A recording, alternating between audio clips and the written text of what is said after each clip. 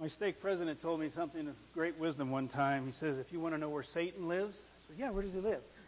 He lives in audiovisual equipment. So far, so good. Is Craig Earnshaw here today? Jeremy Page? Anybody know who Craig Earnshaw is?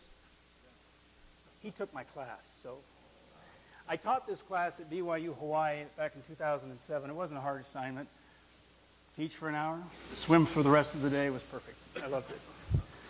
But what I want to do is just take a minute and talk about not the how so much for the first few minutes. I want to talk about the why. In this frustration that I had years ago, I had some money, so I went and I found a stockbroker. I gave him some money. I must have been the smartest guy in the room. That year, I made a lot of money on my stocks. Guess what happened the next year? I lost it all. Did I get one phone call from my stockbroker when it started to go south? No, he never called me once. So I said, okay, well, this doesn't work. But I learned a valuable lesson out of that. No one cares more about your money than you do. So don't think the stockbroker really cares that much. So I set up on a quest. I said, there's got to be a way that I can make a great investment in an up market or a down market. So I did all the things that you would think of. I started to try to learn how to do this stuff. And so one day in Portland, I was looking through the paper, and there was this advertisement. It says, learn how to trade stocks. Come to our class. The Warden Brothers TC 2000 software. Perfect. This will be easy. So I go to the class. There's a room about like this, and the guy had a screen like this, and he was just flashing everything on the screen. I didn't have a clue what he was talking about. I had no idea what he was saying. But there was this guy sitting next to me, and he was dressed to the nines. This guy looked cool. He looked good, looked cool. I said, that guy. And he's just kind of nodding, taking a few notes. Okay, that's fine. I'm just sitting there totally lost. So we break, and I go back outside and we're buying some books and stuff like that. And I said to him, do you understand what they were saying in there? Oh, yeah, it's good stuff. Really? I don't have a clue. How can I learn this stuff? Well, before I said that, well, what do you do? Well, I trade options. Oh, who do you work for? Myself. I work out of my home. I support my family. I just trade options. Right then I said, when I grow up, I want to be just like this guy. My wife will attest that I never learned how to dress right, but this guy knew how to trade options, and I was really interested to figure this out. So I went on this long journey, and I'll tell you it was about $80,000 worth of education over 10 years. Most of it wasn't very good. But I did learn how to do this stuff. And it's been my pleasure to teach a few people how to do some of this stuff. And it's worked out very well.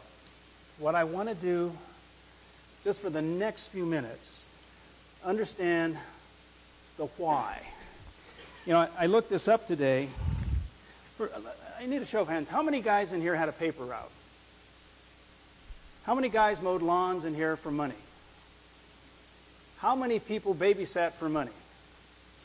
Guess what? You were all entrepreneurs. An entrepreneurship is defined like this: the capacity and the willingness to develop and organize and maintain a business venture along with any of the associated risk in order to make a profit. You guys had the paper route, you were an entrepreneur. That's all this was for me. I was trying to figure out a way to make money in the stock market. To this day, I don't own any stocks in the stock market. I think it's a very dangerous place to invest these days. The little bit that I read, I think we're in for some difficult times coming up in the stock market. So what does a person do? Well, let me get started here. When you guys graduate from here, Brigham Young University, how many people want to be insurance salesmen? Tom, we got the wrong class. Follow this just for a minute. See if this works. Okay, I want to talk about what options are. Don't get freaked out about it. It's not that complicated. If we look up here, from the options trader point of view, stock options are nothing more than insurance policies. Now, there's an owner and there's a seller of an option. For the owner of a put, there's only two types of options. There's only puts and there's only calls. Right, John? So far, so good. There's only puts, there's only calls. The person who owns the insurance policy has rights. If you crash your car, you have an insurance policy, you get a new car. You have rights. he or she has the right to sell or put the stock to the seller of the insurance policy for a certain price for a specified period of time. That's it. Now we won't get into all the details of the timing and the different strikes, but just get that one part. A put option is nothing more than an insurance policy that you have the right to sell your stock to somebody for a given period of time for a set price. For the seller of the put insurance, he or she has an obligation to the owner of the insurance policy. The seller of the policy is obligated to purchase a certain stock for a set price for a certain period of time. That's it. That's all there is to it. Let's say, for example, you own some Apple stock, which is trading at $5.20 per share. This kind of worked out on January the 11th. But you're worried. There's some things, what we call event risks, that live out there. What could that be? Well, personally, you said, I can afford to take a hit. I can have the stock go down to $480 a share, and I'll stay in the game. But if it gets any lower than that, I can't do it. I can't stand to have that much of a loss. Okay, you have some event risk that's coming up. There could be a number of things. They're going to roll out the new iPhone 6 or something like that. It's not getting great reviews. Earnings are coming out. Or the SEC is looking into some accounting irregularities. You're really worried. Okay, so what does a guy do? That I need to insure this stock. So the owner of the stock elects to purchase 1 February 2013 Apple put contract for the price of $10 a share. The strike price is $4.80. That's important to remember. What's the strike price? That's when this whole thing triggers. If the stock gets down to $480 a share, let's say it gets to $481 a share, is the guy going to let his stock go for $4.80? Of course not. It has to get below $4.80. Okay, so that is to say the insurance salesman agrees to buy the Apple stock for $4.80 a share until February the 15th, of which the option expires worthless. Okay, he will charge the buyer $10 for the insurance. If the stock remains above $4.80, there's not going to be a transaction. Okay, earnings come out. Stock drops to $4.50. You can do the math as well as I can. The guy's going to go ahead and exercise his put option. He's going to take his stock and put it to the guy who sold him the insurance policy, and that guy will pay him $480 a share. Now, the guy who sold the insurance policy, he's got a headache. Because right here, he's going to buy this guy's stock for $4.80, and he's going to turn right around on the open market and sell it for $4.50. He's going to lose the $30. But look at the guy who did it. The stock dropped that far. He paid $10 for the protection, so he really comes out about $20 ahead. That's all he ever wanted. He just wanted to protect his. He says, I can take it down to $4.80, and after that, I want to get out of this. Okay. Now, the call option's a little bit more complicated to understand. It doesn't make a lot of sense when you first think about it. But the owner of a call option has the right to call away a stock for a certain price for a certain period of time. The reality is that the owner of the call option is ensuring his or her buying power. That's all it is. So what could possibly happen? Well, let's say it's right here. Down at the bottom, it kind of explains why a guy would want to buy a call option. You really want to buy the Apple stock for about $5.20. The problem is you don't have the funds right now until the 5th of February. So you go ahead and you buy the right to buy the stock for $5.20 a share. Now here comes the brain damage. The cost to buy this right is $24. So quickly your head says, if I'm going to buy that thing, the stock has to go to $5.44 or this insurance policy makes no sense. Okay.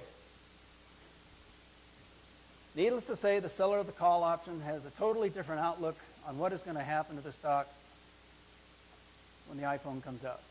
The original purpose of stock options exists to help manage risk. Okay, I could care less. I don't want the stock put to me. I don't want to buy any stock. I don't care about that one bit. Here's what I do. I'm a trader of options. I'm not in this business to manage risk. I'm in it for one purpose. I want to learn how to make money. Okay, so how does that work? I know half of you guys have already figured it out, how this works, but let's go through it real quickly. So let's go back to Apple. Here we are in January the 11th, 2013. We agree with the person who wants to buy an Apple call option because we think the new iPhone is going to move the stock up. The trader has no interest in buying the stock with his call option. He or she simply wants to trade the option value. How the cost of this call option will, now the cost of the call option is 24 bucks. This gives the owner the right of the option to buy the stock up until expiration for $5.20 a share. Okay, February 1st it comes out, the stock drives up to $5.80. You have the right to buy the stock for $5.20, so you have the potential profit of $60. The $5.80 less that, you can make 60 bucks profit on this thing right now if you wanted to go through the brain damage of the stock. This potential profit is instantly added right there the minute it happened to the value of the option you own. The option right you bought for $24 is now worth $60. You can now sell the call option on the open market for $60 and realize a profit of $36. You made a $36 profit on a $24 investment. Wow, that's pretty cool. If you had simply bought the stock for $5.20 and then sold it for $5.80, you'd have a profit of $60 on an investment of $5.20. It made a lot more sense to trade the option. Okay? And the way this works is you don't own the stock, you control the stock. That's the difference. The option allows you to control the stock. The risks are higher if you guess wrong, and the stock could have simply stayed where it was until expiration. In that case, you'd have a 100% loss on the option. Okay. For you guys who drive a car, I always like this example, or you had house insurance, you go through the whole year, you don't burn your house down. You go back to the insurance agent and says, can I have my premium back, please? I didn't burn my house down, or I didn't crash my car. Ha, ha, ha, forget it. No, I'm not interested. This is a zero-sum game. For every option buyer, there's an option seller. In our Apple example, you will learn that there's lots of different strike prices, but we're not going to deal with that today. We just used at-the-money strike prices today, for example. That is to say, we bought the strike that was as close to the current price as possible. We could have bought an option insurance at a lot different prices. Options traders are always looking for the perfect way to trade. It's called the Holy Grail. No one's found it yet, but we're getting pretty close. There are probably 60 different option strategies that you can use. I only use one. It's called the bull-put spread. I'm an option seller of put insurance. I've done this for so many years. I've done a lot of, broken wing butterflies, the iron condors. You can go silly thinking about this stuff, but I just pick one trade, and it seems to work very well. All right, I'm the life insurance salesman. I find stocks that I think are going to stay where they are or possibly go higher within the next 30-day time frame. That's all I do. Can I find a stock that will stay here or go up? Okay? On June the 15th, 2012, I found a stock that I liked. It looked like it was going to go up or at least, stay where it was. The stock was Apple. It was trading for $5.74. I decided that I was going to sell a July 2013 put against the stock. Now I'm looking at June. If I sell the July option, that means in the middle of July, this option is going to expire worthless. When I say expire worthless, I go, hooray, I win. As you look, I'm going to show you a chart in just a second, so just follow this for a second. As you look at the following chart, on the next page you will notice what is called price support around $540. I'll go to that and I'll come back in just a second. Okay. Now this is just simply a price chart of Apple. Okay. Right here, I sold the 510 put option on Apple, and like I said, it was trading for what, $574, right about there is where it's trading. Okay. I look at this chart, and one of the best technical indicators you will ever have when you're doing this is your eyeballs. Just look at it. Doesn't look like kind of looks like it's got some support. Come down, bounce up. Okay. So, in my infinite wisdom, I said, where do I think the stock won't go to by this point right here? If this stock price will just stay here or wander down here or wander up here and doesn't touch this, I'm an insurance salesman who just sold an insurance policy that I don't have to pay off on. All right? But let's go one step farther. I'm going to go ahead and I can sell this 5-10 option for $2.72.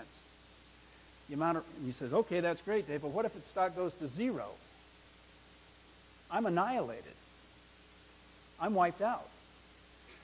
Somebody's going to put this stock to me. Let's say it's down at $20 a share. I got to pay this guy $5.10. I can't stand it. So what do? I insure my position. I go ahead and I buy insurance. I buy the 505. I've sold the 510. Basically, I have a $5 risk in here. Just think about it. If somebody puts it to me for 510, I'm going to put it to somebody else for 505. The most I can lose is $5 a share. Okay. In this particular case, I sold one option for $2.72. I bought it my protection for $2.34. I have a 38-cent credit to my account, and my risk is $4.72. That is an 8.72% return on my risk for 30 days. Do the math. That's pretty good. Okay? So what happened? Well, here's what happened. I got in right here. The stock took off up here. It never came down here and bothered me. Sean, that's what we call easy money. Sean trades options too. But anyway, so this is what we have. We have a situation where I just made an 8.72% return on my investment in 30 days. All right, here comes the next question. Okay, genius, how did you find this? How did you find this deal? And this is what's going to be the fun part tomorrow. I'll show you how you do this stuff. And guys, when you see how simple it is, you go, you got to be kidding.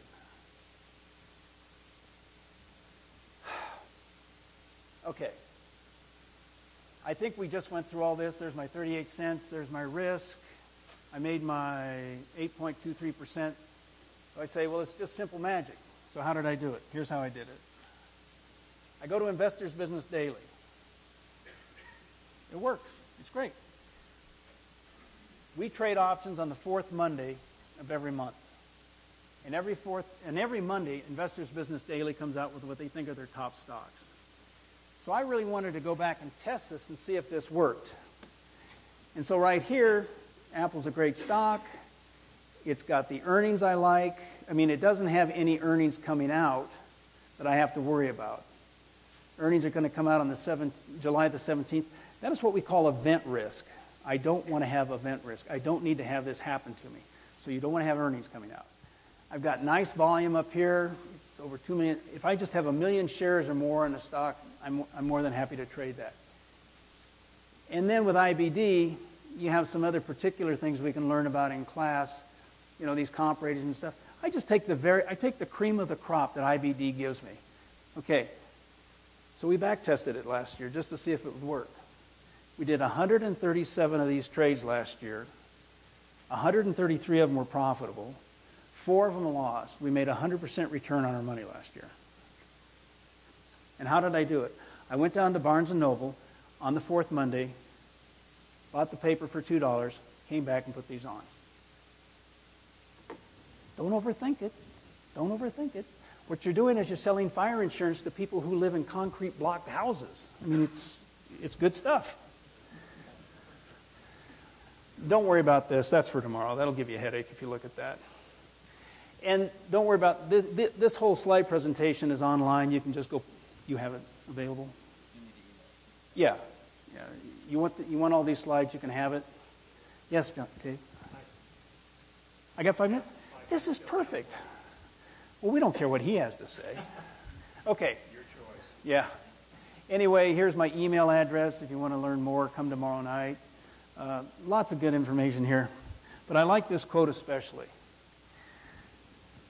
We are moving into the most competitive age the world has ever known. All around you is competition. You need all the education you can get. Sacrifice a car, sacrifice anything that is needed to be sacrificed to qualify yourselves to do the work of the world. That world, in large measure, will pay you for what it thinks you are worth, and your worth will increase as you gain education, proficiency in your chosen field. Gordon B. Hinckley.